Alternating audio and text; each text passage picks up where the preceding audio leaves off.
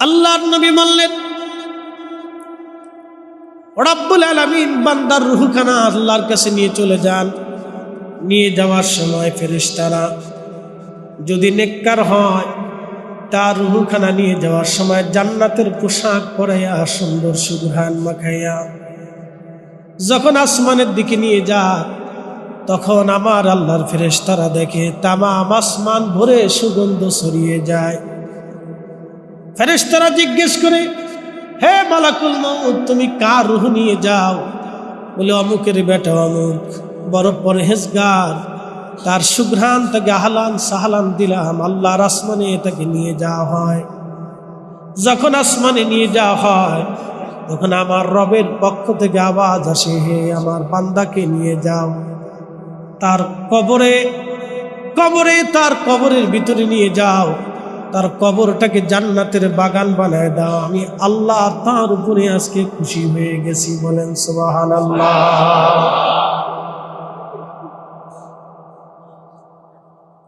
প্রিয় উপস্থিতি, খুব মনোযোগ দিবেন। বান্দাকে কবরে নিয়ে যাওয়া হয়। আম্মা জান আয়েশাকে নবী বলেন, আয়েশা, তুমি কি জানো মানুষের জীবনের সবচেয়ে কঠিন সময় কখন? আম্মা জান আয়েশা বলেন, ইয়া রাসূলুল্লাহ, আল্লাহু রাসূলু আলাম, আল্লাহ এবং নবী ভালো জানেন। নবী বলেন, আয়েশা রে, যখন বান্দার রূহ আল্লাহর কাছে নিয়ে চলে যায়, তাকে গোসলের সময় নিয়ে যাওয়া হয়। গোসল করানোর সময় ওই রূহটা কাঁপতে থাকে। তখন তাকে গরম গরম, একেবারে গরম গরম পানি দিয়ে তাকে গোসল করানো হয়। গোসল শেষ করে জানাজা পড়িয়ে যখন কবরের দিকে নিয়ে যাওয়া হয়, তখন এই রূহটা কাঁপতে থাকে। যখন কবরের ভিতরে নামানো হয়, তখন রূহ ভাবে, আমার সাথে এই মানুষগুলি বুঝি আমার সাথে যাবে। কিন্তু না, দুইজন কবরের ভিতরে নামে, ওরা ভাবে, রূহ ভাবে, দুইজন বুঝি আমার সাথে আজকে কবরে যাবে।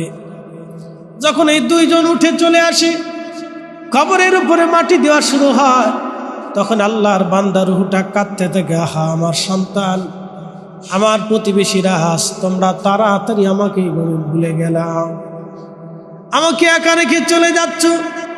প্রিয় নবী বললেন, কবরের ভিতরে তাকে রেখে দিয়ে যখন সবাই চলে আসে, 40 কদম মানুষের পায়ের আওয়াজ তখনও শোনা যায়।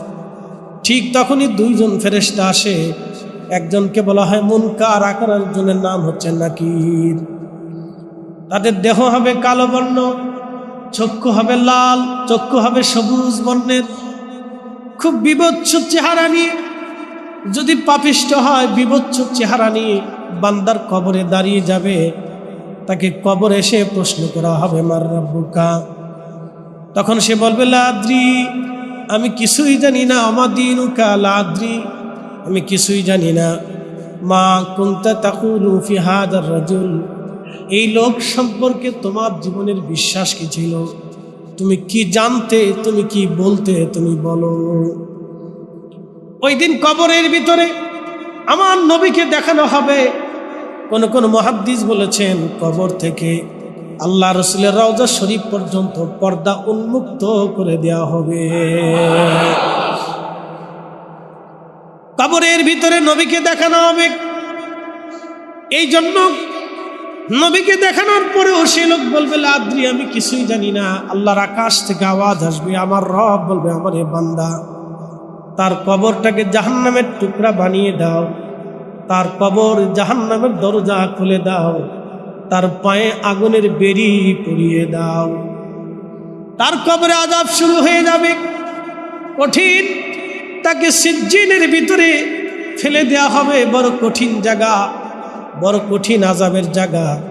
তখন আর আপন কেউ নাই, কেউ আর আপন হলো না।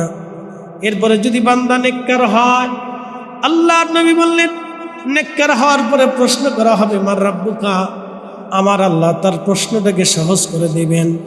মুনকার নেকিরের চেহারাটাকে আমার রব, আমার আল্লাহ পাক একেবারে নরম করে দিবেন। সুন্দর চেহারা নিয়ে তারা আল্লাহর বান্দার সামনে দাঁড়িয়ে যাবে।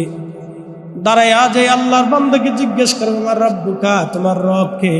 বলে, রাব্বি আল্লাহ, আমার রব হলো আমার আল্লাহ।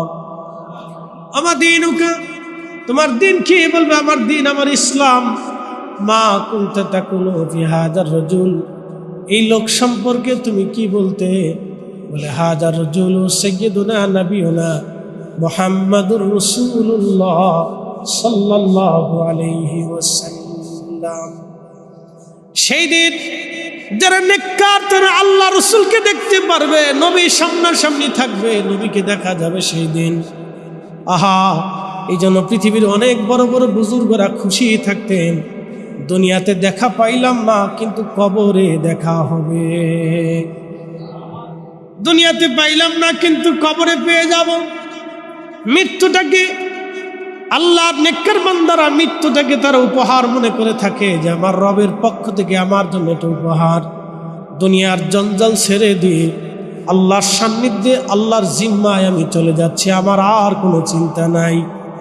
এই জন্য আল্লাহ বলেন আইয়াতুহান নাফসুল মুতমাইন্না, হে নফসে মুতমাইন্না, এই সমস্ত নফসের অধিকারী যারা, আল্লাহর প্রিয় যারা, আল্লাহর মকবুল যারা, আল্লাহর দুনিয়াতে আল্লাহর হুকুম যারা মেনেছিল, নবীজির আদেশ নিষেধগুলি যারা মেনেছিল, আল্লাহ রাব্বুল আলামিন তাদের সম্পর্কে বলেন ইরজিই, আসো, ইলা রাব্বিকি রাদিয়াতাম মারদিয়া, তুমি আমার সন্তুষ্টির দিকে চলে আসো। আমার আল্লাহ বললেন ফাদখুলি ফি ইবাদি ওয়াদখুলি জান্নাতি। এই জন্য আল্লাহর নবী হাদিসে কারীমার ভিতরে বলেন ইন্নামাল কবরু রাউযাতুম মিন রিয়াজিল জান্নাহ, কারো কারো কবর থেকে আল্লাহ বেহেশতের বাগানে পরিণত করে দেয়। সুবহানাল্লাহ বিহামদিহি। কারো কারো কবরকে আল্লাহ বেহেশতের বাগানে পরিণত করে দেয়। এরপরে আল্লাহ রসুল বলেন হুফরাতুম হুফারুম মিনান নার, কারো কারো কবরটাকে আল্লাহ জাহান্নামের টুকরা বানিয়ে দেয়, জাহান্নামের অংশ বানিয়ে দেওয়া হয়। ভাই আমার, এই জন্য তিনটা প্রশ্নের জবাব আমরা দিতে পারবো কিনা, এই ফিকির, এই চিন্তা যদি আমাদের অন্তরের মধ্যে থাকে, তাহলে এই মানুষ কখনো গুনাহ করতে পারে না, এই মানুষ কখনো অন্যায় করতে পারে না। এই জন্য কবর অবশ্যই আমাদের জীবনে আসবে। নবীজি বলতেন আমার উম্মতেরা তোমরা কবরের পাশে দাঁড়াও, কবরের পাশে দাঁড়াও, কবরের পাশে যাও। নাহাইতুকুম আন জিয়ারাতিল কবুর, কবর জিয়ারত তোমাদেরকে নিষেধ করতাম। আলা ফুজুরুহা, তোমরা কবর জিয়ারত করো, বেশি বেশি করে কবরের পাশে যাও। কবরের পাশে গেলে দুইটি উপকার হবে। এক নম্বর, আপনার দিল পাথরের মতো শক্ত হলো, মোমের মতো নরম হয়ে আসবে। দুই নম্বর, কবরের পাশে দাঁড়াইলে আখিরাতের কথাগুলি মনে হয়ে আসবে। আল্লাহ রসুল প্রত্যেক রাত্রিবেলা জান্নাতুল বাকিতে যাইতেন। যারা মদিনা মুনাওয়ারায় গিয়েছেন, রওজা শরীফ থেকে যেখানে, এখানেই নবীজির হুজরা মোবারক ছিল, এইটাই নবীজির হুজরা মোবারক। এই হুজরা মোবারক থেকে জান্নাতুল বাকি একেবারে বেশি দূরে না, 5 মিনিট হাঁটলে জান্নাতুল বাকিতে যাওয়া যায়। এই জান্নাতুল বাকিতে নবী চলে যাইতেন। প্রত্যেক রাত্রিবেলা যে নবী দাঁড়াইতেন, সাহাবীদের কবরের পাশে দাঁড়ায়া নবী দোয়া করতেন। আহা, আল্লাহ রসুল কবরের পাশে দাঁড়াইতেন, নবীজি দোয়া করতেন। যদি রাত্রিবেলা যান তাহলে আপনার জন্য অনেক ভালো, কারণ রাত্রিবেলার নীরবে নিভৃতে নির্জনে কবরের পাশে যখন দাঁড়াবেন, তখন আপনার দিল পাথরের মতো শক্ত হলেও মোমের মতো নরম হয়ে যাবে। রাত্রিবেলা কেউ যদি কবরের পাশে দাঁড়ায়, তার দিল পাথর যদি থাকে মোমের মতো নরম হয়ে যাবে। তার দিল যদি পাথর হয় মোমের মতো নরম হবে। এই জন্য পূর্বপুরুষদের কবর মাঝে মধ্যে জিয়ারত করবেন, পূর্বপুরুষদের কবর মাঝে মধ্যে দাঁড়াবেন, বাবা মার কবরের পাশে মাঝে মধ্যে দাঁড়াবেন। দাদা দাদি যদি মারা যায় তাহলে তাদের কবরের পাশে দাঁড়াবেন, কবরের পাশে দাঁড়ায় সালাম দিবেন। তারা আপনার সালাম শোনে এবং তারা সালামের জবাব দেয়। যখন আপনি দোয়া করবেন তখন তারা দোয়াগুলি পায়। দোয়া পাওয়ার পরে তারা আপনার জন্য দোয়া করে তারা খুশি হয়ে যায়। ইন্নাল্লাহা ওয়া মালাইকাতাহু يصلون على النبي يا أيها الذين آمنوا صلوا عليه وسلموا تسليما الله صل على مولانا محمد وعلى آل سيدنا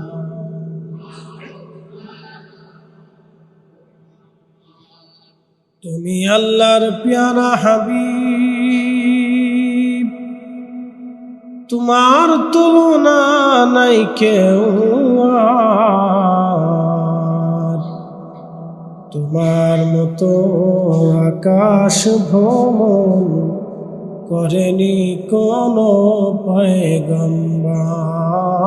আল্লাহুম্মা সাল্লি আলা مولانا محمد وعلى سيدنا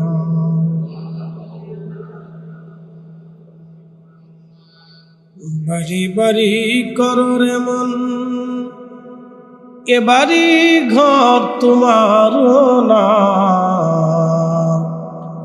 যেই বাড়িতে শুইবারে মন কবর তাহার ঠিকানা। আল্লাহুম্মা সাল্লি আলা মাওলানা মুহাম্মদ ওয়ালা সাইয়্যিদিনা মাওলানা লা ইলাহা ইল্লাল্লাহ, লা ইলাহা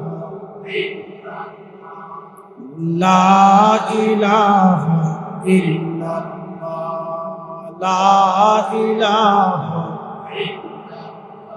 এ কালেমা যে পড়বে অন্ধ কলব না রবে, নূরেতে নূর বয়ে যায় নূর মুহাম্মদ সাল্লাল্লাহ।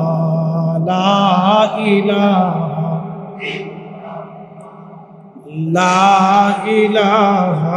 ইল্লাল্লাহ,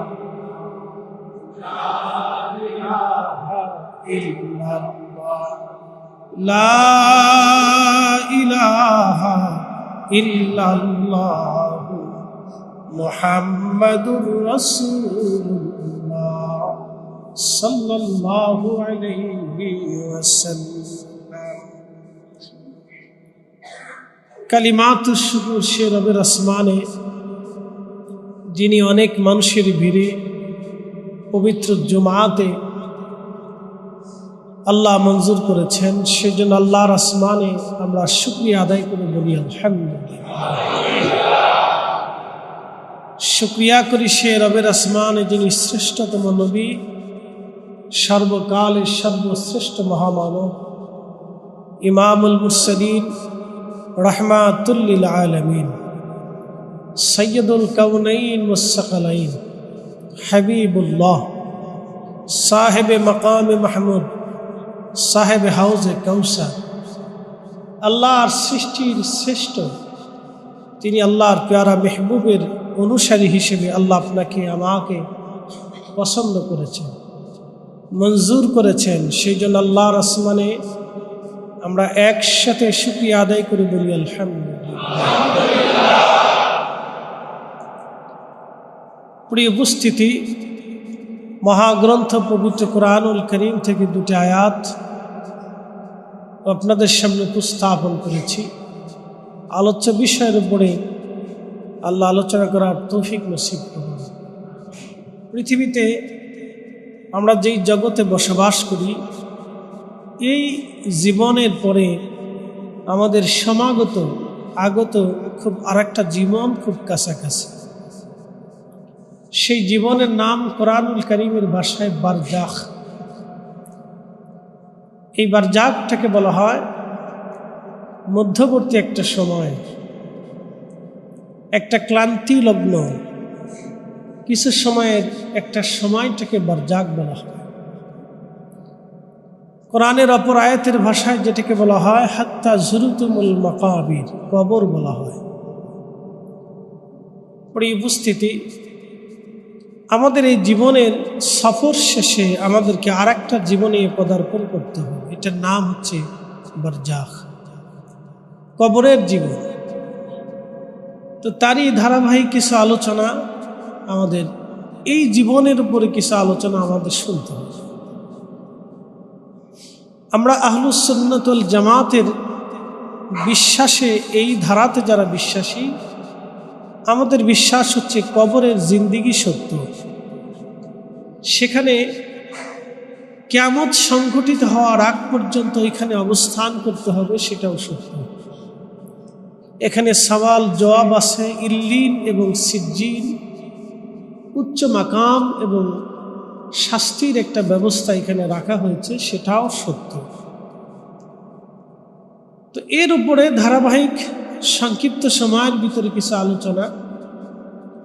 তো আমাদের এই দুনিয়ার সফর শেষে আমরা একটা জীবনের দিকে ধাবিত হচ্ছি সবাই। যত বয়স হচ্ছে, বয়স কিন্তু বাড়ে না, এটা কমে যায়।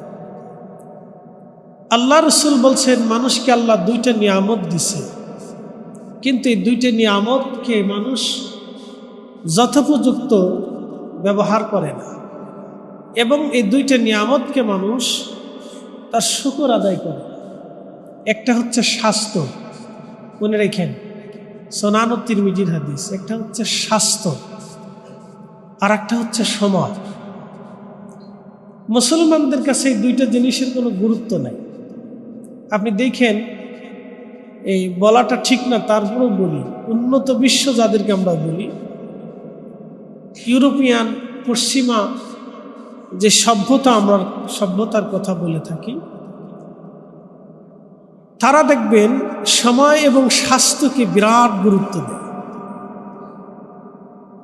আপনি একটু খেয়াল করে দেখবেন, আমাদের এই জুমার পরে দেখবেন বাংলাদেশের লক্ষ লক্ষ ছেলেরা ঘুরে ফিরে খাচ্ছে, বেহুদায়া সময় নষ্ট করতেছে, কোনো কাজের না, বেহুদায়া সময় নষ্ট করবে। কি করে না করে, তার উদ্দেশ্য কি, কিছুই সে বুঝে না।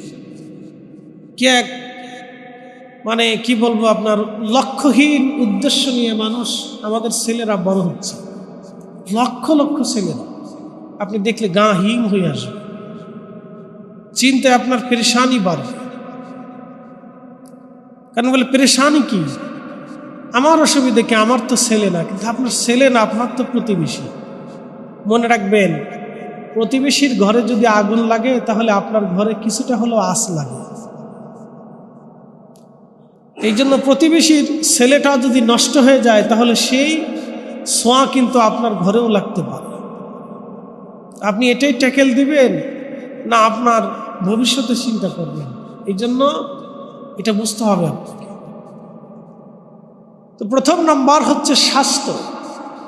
একজন মানুষ প্যারালাইসিস রোগে আক্রান্ত হয়ে বিছনায় পড়ে আছে, বাংলায় বলে পক্ষঘাত। এই লোকটার পাশে যায় যদি বলেন যে আপনি প্যারালাইসিস রোগে আক্রান্ত, এখন আপনাকে বাংলাদেশের প্রধানমন্ত্রী বানাই, আপনি কি সুস্থতা চান না প্রধানমন্ত্রিত্ব চান? আপনার কাছে কি মনে হবে, ওই লোকটা কি প্রধানমন্ত্রিত্ব চাবে? সে বলবে আমার সুস্থতার দরকার। যে লোক ক্যান্সারে আক্রান্ত হয়েছে, তাকে জিজ্ঞেস করেন আপনি কি দুনিয়ার সাম্রাজ্য চান না ক্যান্সার থেকে মুক্ত হতে চান? সে বলবে আমার সাম্রাজ্যের দরকার নেই, আমি ক্যান্সার থেকে, অসুস্থতা থেকে সুস্থ হতে চাই। সুস্থতা আল্লাহর পক্ষ থেকে একটা নিয়ামত, কিন্তু মানুষে তার যথোপযুক্ত ব্যবহার করে না এবং শুকরিয়াও আদায় করে না। সময়, এই সময়টা আল্লাহ আপনাকে দিছেন, এটা আল্লাহর পক্ষ থেকে অনেক বড় নিয়ামত। সময় যখন শেষ হবে, ওয়ালা ইউআখিরুল্লাহু নাফসান ইযা জাআ আজালুহা, আল্লাহ বলছেন আর এক মুহূর্ত তোমাকে সময় দেওয়া হবে না। আল্লাহর রাসূল 1450 বছর আগে উম্মতকে কি শিখিয়েছেন, আর উম্মত আসল স্থানে না যে শুধু নকল স্থানে দৌড়াচ্ছে। মাঝে মধ্যে আফসোস হয়, তো খুব মনোযোগ দিবেন, সময়টাকে তোমরা গুরুত্ব দাও। এই জন্য পৃথিবীর যত বুজুর্গ আছে দেখবেন, তারা ফরজ সময়ের পরে অতিরিক্ত সময়টাকে আর নওয়াফিল অতিরিক্ত ইবাদতে কাটাই। কিন্তু দুঃখের বিষয়ে নওয়াফিল ইবাদতটাকে আমরা বেদাতে ফতোয়া দিয়ে পরিণত করে দিয়েছি। অনেক বড় উম্মতের ঘাটতি। এই আর নওয়াফিল অতিরিক্ত ইবাদত থেকে আমরা বেদাত ফতোয়া দিয়ে বন্ধ করে দিয়েছি। আপনি যখন এগুলির থেকে মানুষদেরকে অব্যাহতি দিবেন, তখন শয়তান সুযোগ পাবে। ইবাদত থেকে কোনো অব্যাহতি নেই। কোরআন তেলাওয়াত করতে মন চাইছে করেন, ঘরে বসে করবেন করেন, 10 জন নিয়ে করবেন করেন, বাড়িতে করবেন করেন, জিকিরে বসছেন করতে থাকেন, দাঁড়ায় করবেন করেন, অসুবিধা নেই, বসে করবেন করেন, অসুবিধা নেই, একা একা করবেন অসুবিধা নেই, দোয়া করবেন করেন, একা একা করবেন কোনো সমস্যা নেই, জামাতের সাথে করবেন কোনো সমস্যা নেই। এই কম্বলের তুলা বাঁচতে বাঁচতে কম্বল শেষ হয়ে গেছে, কম্বলের জান শেষ হয়ে গেছে। খুব মনোযোগ দিব। যে কথা বলছিলাম যে এই সময় পার করার পরে আমাদের জীবনে আর একটা সময় আসবে, এটার নাম হচ্ছে আলমে বারজাখ, কবরের জিন্দিগি। এখন প্রশ্ন, সেই কবরের জীবনের জন্য আমি কি সামানা, কি সম্পদ, কি জিনিস আমি জোগাড় করেছি যে সেই সময়ের জন্য আমি আল্লাহর কাছে পেশ করবো যে আল্লাহ আমি এটা নিয়ে আসছি। এখানে তো আল্লাহ অর্থনৈতিক কোনো বিষয়ে, স্বাস্থ্যের কোনো বিষয়ে, দুনিয়ার খ্যাতির কোনো বিষয়ে, সার্টিফিকেটের কোনো বিষয়ে, মেধার জ্ঞানের বিষয়ে তো আল্লাহ প্রশ্ন করবে। 3টা প্রশ্ন হবে, মার রাব্বুকা ওয়া মা দীনুকা মা কুনতা তাকুলু ফি হাদার রাজুল। 3টা প্রশ্ন আসবে, আর কিচ্ছু জিজ্ঞাসা করা হবে। এখন প্রশ্ন, আমি এবং আপনি এই 3টা প্রশ্নের জন্য আমাদের প্রস্তুতি কি আছে? এই অবস্থায় যদি আমি ইন্তেকাল করি, কালকে এক ভিডিওতে দেখলাম জানাজা পড়ানোর অবস্থায় ইমাম সালাম ফেরানোর পরেই মারা গেছে। বক্তব্য দেওয়ার সময় আমাদের বহু বক্তারা বক্তব্য দিতে যেয়ে মারা গেছে, বহু কারি কোরআন তেলাওয়াত করতে করতে মারা গেছে, বহু ইমাম সেজদার ভিতরে পড়ে, বহু মুসল্লি সেজদায় পড়ছে আর উঠতে পারে মারা গেছে, বহু হাজি হজে যাবেন যাওয়ার আগে মারা গেছে, বহু হাজি হজে গেছেন কাবায় যাওয়ার পরে মারা গেছে। তাহলে এটার নিশ্চয়তা কি আছে? কোনো নিশ্চয়তা। এখন প্রশ্ন, আমরা সেই কবরের জন্য কি সম্পদ জোগাড় করছি? এই এক প্রশ্নের উত্তর যদি আপনি খুঁজেন তাহলে আমার আর ওয়াজ লাগবে।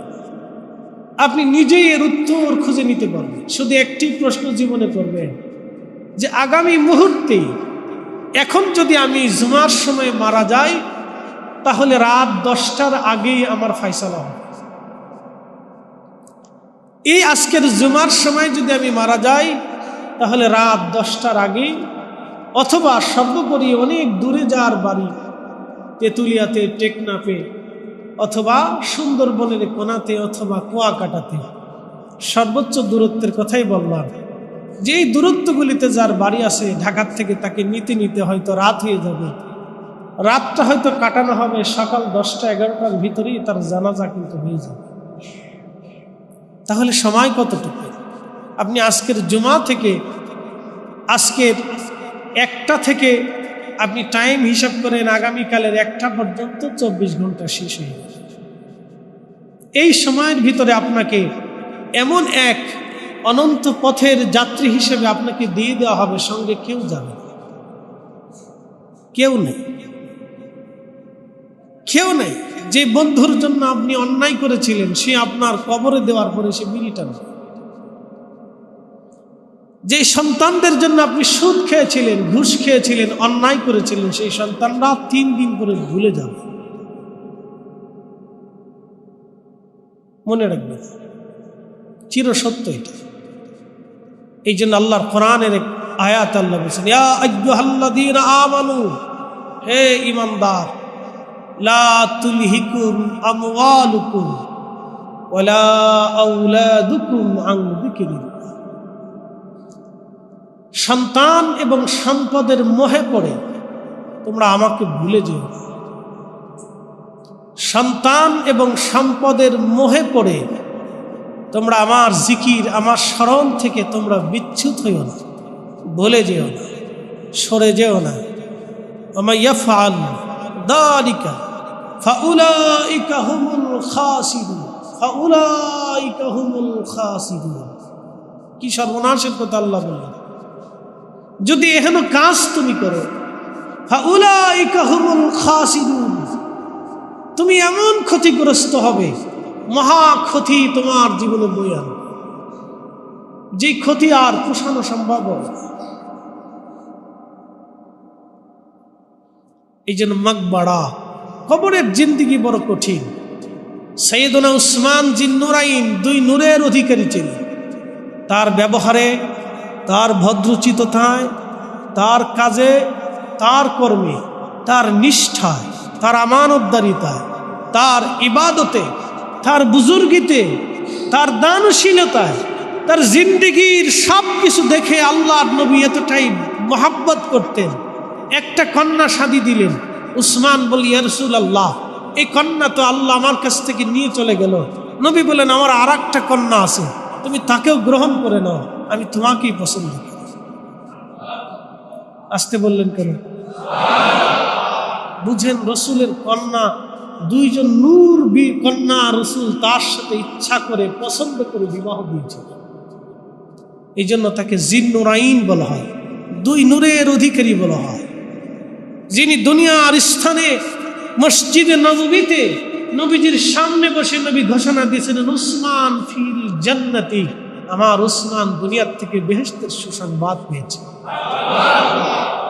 তিনার মতো মহিষী, মহানুভব, মহান মনীষী, মহান ব্যক্তিত্ব, সাহাবী রসুল, নবীজির আত্মীয়, আহলে বাইত রসুলের সদস্য, প্রিয় নবীজির রক্তের সম্পর্ক থাকার পরও কবরের পাশে দাঁড়ায় তিনি কাঁদতেন, আর থরথর করে কাঁদতেন।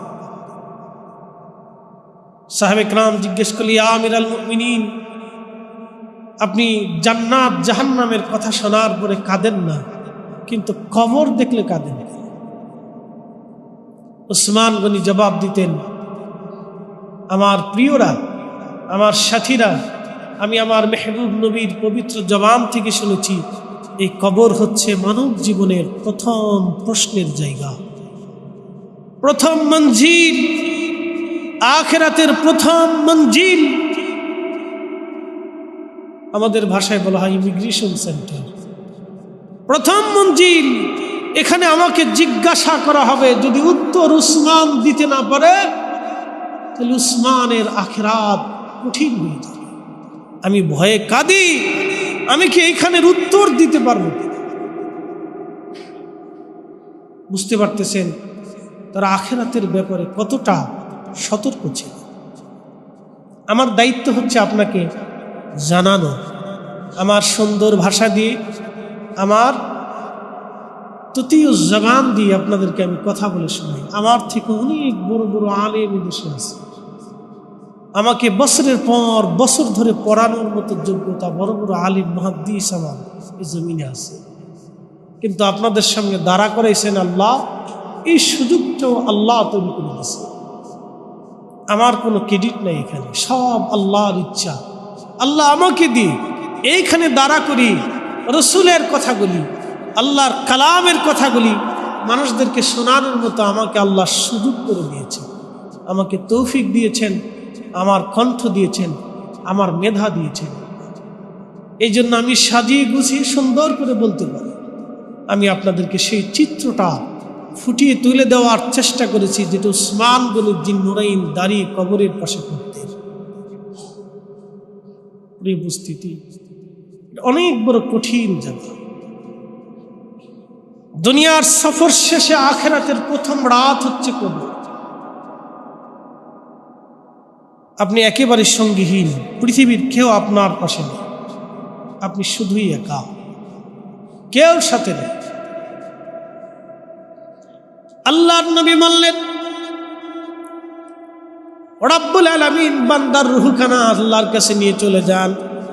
নিয়ে যাওয়ার সময় ফেরেশতারা যদি নেককার হয়, তার রূহখানা নিয়ে যাওয়ার সময় জান্নাতের পোশাক পরাইয়া সুন্দর সুঘ্রাণ মাখাইয়া যখন আসমানের দিকে নিয়ে যায়, তখন আমার আল্লাহর ফেরেশতারা দেখে তামাম আসমান ভরে সুগন্ধ ছড়িয়ে যায়। ফেরেশতারা জিজ্ঞেস করে, হে মালাকুল মউত, তুমি কার রূহ নিয়ে যাও? বলে, অমুকের বেটা অমুক, বড় পরহেজগার, তার সুঘ্রাণ তাকে আহলান সাহলান দিলাম, আল্লাহর আসমানে তাকে নিয়ে যাওয়া হয়।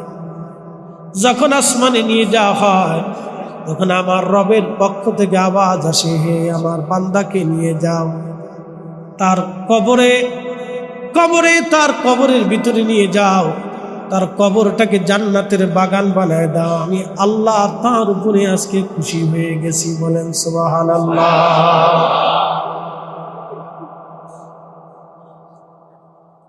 প্রিয় উপস্থিতি, খুব মনোযোগ দিবেন। বান্দাকে কবরে নিয়ে যাওয়া হয়। আম্মা জান আয়েশাকে নবী বলেন, আয়েশা, তুমি কি জানো মানুষের জীবনের সবচেয়ে কঠিন সময় কখন? আম্মা জান আয়েশা বলেন, ইয়া রাসূলুল্লাহ, আল্লাহু রাসূলু আলাম, আল্লাহ এবং নবী ভালো জানেন। নবী বলেন, আয়েশা রে, যখন বান্দার রূহ আল্লাহর কাছে নিয়ে চলে যায়, তাকে গোসলের সময় নিয়ে যাওয়া হয়। গোসল করানোর সময় ওই রূহটা কাঁপতে থাকে, তখন তাকে গরম গরম একেবারে গরম গরম পানি দিয়ে তাকে গোসল করানো হয়। গোসল শেষ করে জানাজা পড়িয়ে যখন কবরের দিকে নিয়ে যাওয়া হয়, তখন এই রূহটা কাঁপতে থাকে। যখন কবরের ভিতরে নামানো হয়, তখন রূহ ভাবে, আমার সাথে এই মানুষগুলি বুঝি আমার সাথে যাবে। কিন্তু না, দুইজন কবরের ভিতরে নামে, ওরা ভাবে, রূহ ভাবে, দুইজন বুঝি আমার সাথে আজকে কবরে যাবে।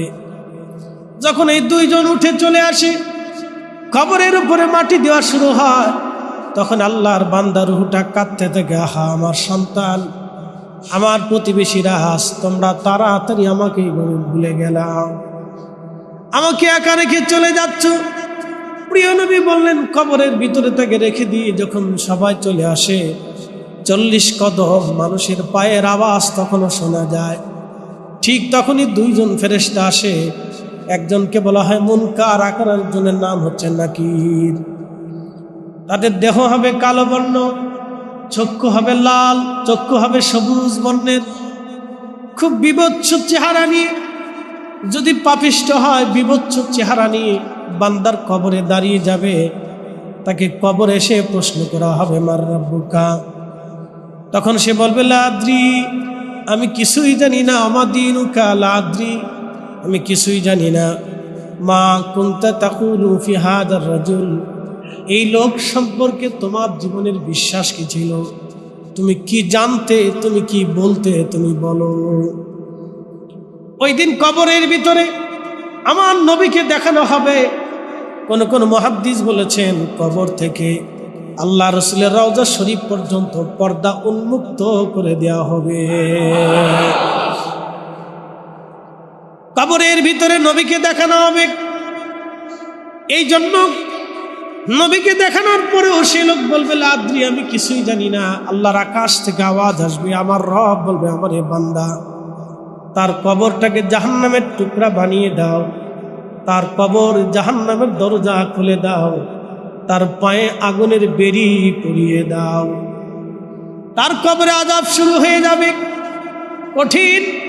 তাকে সিজ্জিনের ভিতরে ফেলে দেওয়া হবে, বড় কঠিন জায়গা, বড় কঠিন আযাবের জায়গা। তখন আর আপন কেউ নাই, কেউ আর আপন হলো না। এরপরে যদি বান্দা নেককার হয়, আল্লাহর নবী বললেন, নেককার হওয়ার পরে প্রশ্ন করা হবে, মার রাব্বুকা, আমার আল্লাহ তার প্রশ্নটাকে সহজ করে দিবেন। মুনকার নেকিরের চেহারাটাকে আমার রব, আমার আল্লাহ পাক একেবারে নরম করে দিবেন। সুন্দর চেহারা নিয়ে তারা আল্লাহর বান্দার সামনে দাঁড়িয়ে যাবে। দাঁড়ায় আজ এই আল্লাহর বান্দাকে জিজ্ঞেস করবে, আমার রাব্বুকা, তোমার রবকে? বলে, রাব্বি আল্লাহ, আমার রব হলো আমার আল্লাহ। আমা দীনুকা, তোমার দিন কি? বলবে আমার দিন আমার ইসলাম। মা কুনতা তাকুলু ফি হাযার রাজুল, এই লোক সম্পর্কে তুমি কি বলতে? বলে হাযার রাজুলু সাইয়্যিদুনা নাবিয়ুনা মুহাম্মাদুর রাসূলুল্লাহ সাল্লাল্লাহু আলাইহি ওয়াসাল্লাম। সেই দিন যারা নেককার তারা আল্লাহ রসুলকে দেখতে পারবে, নবী সামনাসামনি থাকবে, নবীকে দেখা যাবে সেই দিন। আহা, এই জন্য পৃথিবীর অনেক বড় বড় বুজুর্গরা খুশি থাকতেন, দুনিয়াতে দেখা পাইলাম না কিন্তু কবরে দেখা হবে। দুনিয়াতে পাইলাম না কিন্তু কবরে পেয়ে যাব। মৃত্যুটাকে আল্লাহর নেককার বান্দারা মৃত্যুটাকে তারা উপহার মনে করে থাকে, যে আমার রবের পক্ষ থেকে আমার জন্য একটা উপহার। দুনিয়ার জঞ্জাল ছেড়ে দিয়ে আল্লাহর সান্নিধ্যে আল্লাহর জিম্মায় আমি চলে যাচ্ছি, আমার আর কোনো চিন্তা নাই। এই জন্য আল্লাহ বলেন আইয়াতুহান নাফসুল মুতমাইন্না, হে নফসে মুতমাইন্না, এই সমস্ত নফসের অধিকারী যারা, আল্লাহর প্রিয় যারা, আল্লাহর মকবুল যারা, আল্লাহর দুনিয়াতে আল্লাহর হুকুম যারা মেনেছিল, নবীজির আদেশ নিষেধগুলি যারা মেনেছিল, আল্লাহ রাব্বুল আলামিন তাদের সম্পর্কে বলেন ইরজিই, আসো, ইলা রাব্বিকি রাদিয়াতাম মারদিয়া, তুমি আমার সন্তুষ্টির দিকে চলে আসো। আমার আল্লাহ বললেন ফাদখুলি ফি ইবাদি ওয়াদখুলি জান্নাতি। এই জন্য আল্লাহর নবী হাদিসে কারীমার ভিতরে বলেন ইন্নামাল কবরু রাউযাতুম মিন রিয়াজিল জান্নাহ, কারো কারো কবর থেকে আল্লাহ বেহেশতের বাগানে পরিণত করে দেয়। সুবহানাল্লাহ বিহামদি। কারো কারো কবরকে আল্লাহ বেহেশতের বাগানে পরিণত করে দেয়। এরপর আল্লাহ রাসূল বলেন হুফরাতুম হুফারুম মিনান নার, কারো কারো কবরটাকে আল্লাহ জাহান্নামের টুকরা বানিয়ে দেয়, জাহান্নামের অংশ বানিয়ে দেওয়া হয়। ভাই আমার, এই জন্য তিনটা প্রশ্নের জবাব আমরা দিতে পারবো কিনা, এই ফিকির, এই চিন্তা যদি আমাদের অন্তরের মধ্যে থাকে, তাহলে এই মানুষ কখনো গুনাহ করতে পারে না, এই মানুষ কখনো অন্যায় করতে পারে না। এই জন্য কবর অবশ্যই আমাদের জীবনে আসবে। নবীজি বলতেন আমার উম্মতেরা তোমরা কবরের পাশে দাঁড়াও, কবরের পাশে দাঁড়াও, কবরের পাশে যাও। নাহাইতুকুম আন জিয়ারাতিল কবুর, কবর জিয়ারত তোমাদেরকে নিষেধ করতাম। আলা ফুজুরুহা, তোমরা কবর জিয়ারত করো, বেশি বেশি করে কবরের পাশে যাও। কবরের পাশে গেলে দুইটি উপকার হবে। এক নম্বর, আপনার দিল পাথরের মতো শক্ত হলো, মোমের মতো নরম হয়ে আসবে। দুই নম্বর, কবরের পাশে দাঁড়াইলে আখিরাতের কথাগুলি মনে হয়ে আসবে। আল্লাহ রসুল প্রত্যেক রাত্রিবেলা জান্নাতুল বাকিতে যাইতেন। যারা মদিনা মুনাওয়ারায় গিয়েছেন, রওজা শরীফ থেকে যেখানে, এখানেই নবীজির হুজরা মোবারক ছিল, এইটাই নবীজির হুজরা মোবারক। এই হুজরা মোবারক থেকে জান্নাতুল বাকি একেবারে বেশি দূরে না, 5 মিনিট হাঁটলে জান্নাতুল বাকিতে যাওয়া যায়। এই জান্নাতুল বাকিতে নবী চলে যাইতেন প্রত্যেক রাত্রিবেলা। যে নবী দাঁড়াইতেন, সাহাবীদের কবরের পাশে দাঁড়ায়া নবী দোয়া করতেন। আহা, আল্লাহ রসুল কবরের পাশে দাঁড়াইতেন, নবীজি দোয়া করতেন। যদি রাত্রিবেলা যান তাহলে আপনার জন্য অনেক ভালো, কারণ রাত্রিবেলার নীরবে নিভৃতে নির্জনে কবরের পাশে যখন দাঁড়াবেন, তখন আপনার দিল পাথরের মতো শক্ত হলেও মোমের মতো নরম হয়ে যাবে। রাত্রিবেলা কেউ যদি কবরের পাশে দাঁড়ায়, তার দিল পাথর যদি থাকে মোমের মতো নরম হয়ে যাবে। তার দিল যদি পাথর হয় মোমের মতো নরম হবে। এই জন্য পূর্বপুরুষদের কবর মাঝে মধ্যে জিয়ারত করবেন, পূর্বপুরুষদের কবর মাঝে মধ্যে দাঁড়াবেন, বাবা মার কবরের পাশে মাঝে মধ্যে দাঁড়াবেন। দাদা দাদি যদি মারা যায় তাহলে তাদের কবরের পাশে দাঁড়াবেন, কবরের পাশে দাঁড়ায় সালাম দিবেন। তারা আপনার সালাম শোনে এবং তারা সালামের জবাব দেয়। যখন আপনি দোয়া করবেন তখন তারা দোয়াগুলি পায়। দোয়া পাওয়ার পরে তারা আপনার জন্য দোয়া করে, তারা খুশি হয়ে যায়। প্রিয় উপস্থিতি, এই অন্তর্বর্তী সময় দুনিয়ার থেকে হাসর পর্যন্ত কবরে আপনাকে অবস্থান করতে হবে। এটাকে বলা হয় আলমে বারজাক, বারজাকের জিন্দেগি। এই জীবনের সফর শেষ হয়ে যাওয়ার পরে আমরা কবরের সফরের জন্য সবাই ধাবিত হচ্ছি। কবরের সফর যখন শেষ হবে আমরা হাসরের ময়দানের সফরের জন্য দাঁড়িয়ে যাব। হাসরের মাঠ যখন শেষ হয়ে যাবে আমরা ফুলসিরাতের সফরের জন্য প্রস্তুতি নেব। ফুলসিরাতের সফর শেষ হয়ে যাওয়ার পরে আমাদের আসবে জান্নাতের সফর, যে সফর সম্পর্কে আল্লাহ বললেন সেই জান্নাত খালিদিনা ফিহা আবাদা, চিরদিন যার শুরু হবে আর কোনো দিন শেষ হবে না, যার শুরু হবে আর কোনো দিন শেষ হবে না। এর অর্থ হচ্ছে পৃথিবী মানব জীবনটাই আপনার জীবনের জন্য শেষ না। দুনিয়াটা হচ্ছে মহাকালের মহাসফরের জন্য আপনার দুনিয়ার জিন্দিগির প্রস্তুতি। দুনিয়াটার জিন্দিগির মানে জিন্দিগির কোনো শেষ না। দুনিয়াতে আল্লাহ পাঠিয়েছেন আপনাকে আখিরাতের জিন্দিগির প্রস্তুতি নেওয়ার জন্যে। আপনি আখিরাতের জন্য কি পাঠাচ্ছেন? আপনি কি পাঠাইতেছেন আখিরাতের জন্য? এই জন্য আল্লাহ বলেন আল হাকুমুত তাকাসুর, মানুষ প্রাচুর্যের মোহে পড়ে। দুনিয়ার স্বর্ণ পাওয়ার পরে মানুষের চোখ দিল উজালা হয়ে যায়। দুনিয়ার সুন্দর প্রাসাদ বানানোর পরে মানুষের দিল উজালা হয়ে যায়। দুনিয়ার অনেক টাকার মালিক হয়ে যাওয়ার পরে মানুষের দিল উজালা হয়ে যায়। দুনিয়ার ক্ষমতা পাওয়ার পরে মানুষের দিল উজালা হয়ে যায়। ভালো একটা চাকরি পাওয়ার পরে ব্যবসায় ভালো লাভ হলে মানুষের দিল উজালা হয়ে যায়। অর্থকরী টাকা আসলে সবারই দিল উজালা হয়ে যায়। আপনার আমার সবার দিল উজালা হয়। আল্লাহ হাকুমুত তাকাসুর, প্রাচুর্যের মোহে পড়ে তারা আমি আল্লাহকে ভুলে যায়। হাত্তা যুরতুমুল মাকাবির, কিন্তু কবর পর্যন্ত সময়, এই কবর পর্যন্ত মানুষ দুনিয়ার মোহে পড়ে থাকে। এই কবর পর্যন্ত মানুষ দুনিয়ার মোহে পড়ে থাকে। এই কবর পর্যন্ত মানুষ দুনিয়ার মোহে পড়ে থাকে। এই জন্য কবরের জিন্দিগির জন্য আপনার প্রস্তুতি কি? ওই সময় আপনি অনেক বড় আফসোস করবেন, আহা সন্তানের জন্য দুনিয়া রেখে আসলাম কিন্তু সন্তান আমাকে ভুলে গেল। মেয়েদের জন্য দুনিয়া রেখে আসলাম কিন্তু তারা আমাকে ভুলে গেল। এই জন্য কবরের জিন্দিগির আখিরাতের জিন্দিগির জন্য আমাদেরকে নেক কাজ পাঠাইতে হবে। শুধু নেক পাঠাইতে হবে, শুধু আমল পাঠাইতে হবে। সময়টাকে আপনি গুরুত্ব দেন, দুনিয়ার সময়টাকে আপনি গুরুত্ব দেন, যেটা চলে যাবে আর কোনো দিন আপনার জীবনে ফিরে আসবে না। পৃথিবী ভেঙে গেলেও না, আকাশ পড়ে গেলেও না, সাগর শুকিয়ে গেলে ওই সময় আপনি আর কোনো দিন পাবেন না। এই জন্য দুনিয়ার জীবন থেকে সময় আল্লাহর কাছে ব্যয় করে যান। আখিরাতের নাজাতের জন্য, মুক্তির জন্য সময়টাকে ব্যয় করে যান। এই জন্য বড় বড় বুজুর্গদের জীবনীর ভিতরে আসছে তারা সময়টাকে মূল্যহীন রাখতেন না। বিশ্ববিখ্যাত ইমামরা যারা ছিলেন, বড় বড় ওলামা ফুদালা বুজুর্গানে দিন যারা ছিলেন, সারা রাত আল্লাহর ইবাদতে কাটিয়ে দিতেন।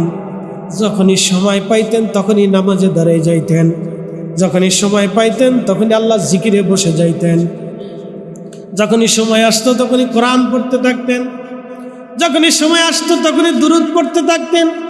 সুযোগ আসলেই তাসবিহ তাহলিলের মধ্যে ডুবে যাইতেন, জিকিরে ফিকিরের ভিতরে ডুবে যাইতেন, নেক কাজের জন্য ডুবে যাইতেন। সুযোগ আসলেই নেকের মধ্যে তারা ডুবে যাইতেন। এই জন্য কবরের জিন্দিগির জন্য আমাদের দুনিয়ার জীবন হলো প্রস্তুতির জীবন। দুনিয়ার জীবন মানে এখানেই কোনো শেষ না। এই জীবন হচ্ছে আখিরাতের জিন্দিগির জন্য আপনার প্রস্তুতির জায়গা। এখান থেকে আপনাকে প্রস্তুতি নিয়ে তারপরে যেতে হবে। আল্লাহ বললেন, ইয়া আইয়ুহাল্লাযীনা আমানুত্তাকুল্লাহ, হে ঈমানদার আমি আল্লাহকে ভয় করো। হাক্কা তুকাতিহি, ভয় করার মতো ভয় করো। ওয়ালা তামুতুন্না, তুমি মৃত্যু নিও না।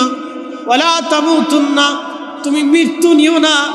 ইল্লা ওয়া আনতুম মুসলিমুন, মুসলমান না হয়ে, মুসলিম না হয়ে, মুসলিম না হয়ে পরিপূর্ণ আমি রবের কুদরতি কদমে সারেন্ডার না করে মুসলিম আসলামতু লি রাব্বিল আলামিন। মুসলিম কাকে বলে? আসলামতু লি রাব্বিল আলামিন, তার জীবনের সব কিছুই রাহে লিল্লাহ, আল্লাহর জন্য যিনি সব কিছু আল্লাহর কুদরতি কদমে যিনি সারেন্ডার করে দেন তাকে মুসলমান বলা হয়। তুমি মুসলমান হয়ে তারপরে কবরে আসো, মুসলমান হয়ে তারপরে কবরে আসো, মুসলমান হয়ে তারপরে কবরে আসো, মুসলমান হয়ে তারপরে কবরে আসো, মুসলমান হয়ে তারপরে কবরে আসো।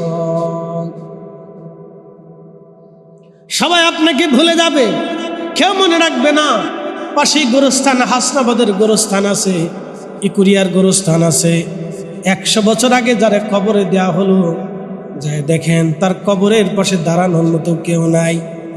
ওই যে আজিমপুর গোরস্থান, গুলশান বানানির গোরস্থানগুলির ভিতরে যা দেখেন হাজার হাজার হাজার হাজার কোটি কোটি লক্ষ কোটি টাকার মালিক কবরের ভিতরে ঘুমিয়ে আছে নীরব নিস্তব্ধে। কবরের পাশে আজকে দাঁড়ানোর মতো আর কেউ নাই, কবরের পাশে দাঁড়ানোর মতো আর কেউ নাই। হাজার হাজার কোটি কোটি টাকার মালিক, লক্ষ কোটি টাকার মালিক ছিলেন, লক্ষ কোটি মিলিনিয়ররা ছিল কবরের ভিতরে ঘুমানো। কবরের পাশে দাঁড়ানোর মতো আজকে কেউ নাই, আজকে তার কেউ নাই, তার পক্ষে হাত তোলার মতো আজকে কেউ নাই, তার জন্য দোয়া করার মতো আজকে কেউ নাই। এই জন্য কবর এটা প্রকাশ্য দৃশ্যমান আল্লাহর দেখানো রাস্তা। তুমি দেখো, কবরের পাশে দাঁড়াও। এই জন্য আল্লাহ রসুল বললেন, তোমরা কবরের পাশে দাঁড়াও, কবরের পাশে যাও, কবরের পাশে তোমরা দাঁড়াও, কবরের পাশে দাঁড়াও। সময় হইলেই কবরের পাশে যাবে। আত্মীয় স্বজন, পূর্বপুরুষের কবরের পাশে দাঁড়াইলে আপনার দিল সফট হয়ে আসবে, নরম হয়ে আসবে, আর আখেরাতের কথা স্মরণ হবে। প্রিয় ভাই, এই খবর আমাদের জন্য আগামীর প্রস্তুতি। অবশ্যই যে কোনো সময়, যে কোনো মুহূর্তে, যে কোনো সময় আসবে। এই জন্য স্বাস্থ্য, সময় দুইটাকে গুরুত্ব দেন, দুইটাকে গুরুত্ব দেন। স্বাস্থ্য এবং সময় দুইটাকে গুরুত্ব দেন। প্রিয় নবী বলেন, উম্মত তুমি যেটা খাও এটা তুমি তোমার দেহ এবং আত্মাকে ওই সময়ের জন্য আনন্দ দিছো। তুমি যেই পোশাকটা পরো এটাও তুমি তোমার দেহ এবং স্বাস্থ্যকে ওই সময়ের জন্য আনন্দ দিয়েছ। তুমি যেটা আল্লাহ রাস্তায় দান করছো এই সম্পদটা তোমার আখিরাতের জন্য মজুদ রেখে গেল। বাদ বাকি যা ছেড়ে আসবে এখানে তোমার আর নাম থাকবে না। এই যে বাংলাদেশ দেখতেছেন, বাংলাদেশ যেহেতু একটা নাম, এই দেশটার নাম এখন হয়েছে 1971 নামটার জন্ম হয়েছে। তার আগে পশ্চিম পাকিস্তান, পূর্ব পাকিস্তান, তার আগে ছিল ব্রিটিশদের শাসনে, ব্রিটিশদের ভূমির আওতার ভিতরে ছিল। তার আগে নবাবীদের ছিল, তার আগে মুঘলদের ছিল, তার আগে সেন, ওই যে লক্ষণ সেন, মনে আসেনি আপনাদের? লক্ষণ সেন তার হাতে ছিল। এরপর ইখতিয়ার উদ্দিন মোহাম্মদ বখতিয়ার খিলজি, তুরস্কের এই বীর যোদ্ধা এক ধাক্কা দিয়ে 17 জন নিয়ে ঝটিকা আক্রমণে লক্ষণ সেনকে বিতাড়িত করে সেন বংশের রাজত্ব শেষে খিলজি বংশের উদ্ভব হল। কত রাজ বংশ গেল আর আসলো, কত রাজা বাদশাহ গেল আর আসলো, কিন্তু জমিন তো সেটাই করে গেছে। জমিন তো সেটাই, সেই পাহাড় তো ওইভাবেই দাঁড়িয়ে আছে, সূর্য আকাশে উঠতেছে, বৃষ্টি এখনো নামে, পদ্মা মেঘনা যমুনা নদী এখনোই প্রবাহিত হচ্ছে। বঙ্গোপসাগর আল্লাহর দেওয়া নিয়মতান্ত্রিক অনুযায়ী তার জমার ভাটা ঠিক আসতেছে, কিন্তু বহু যাবে বহু আসবে। এর ভিতরে আমাদের প্রস্তুতি হবে আখিরাতের জন্য। দিন শেষে, সব শেষে, ঘুম থেকে উঠে ঘুমোতে যাওয়ার আগে আমাদের সবার প্রস্তুতি আসবে আখিরাতের জন্য। এক কথায় শেষ।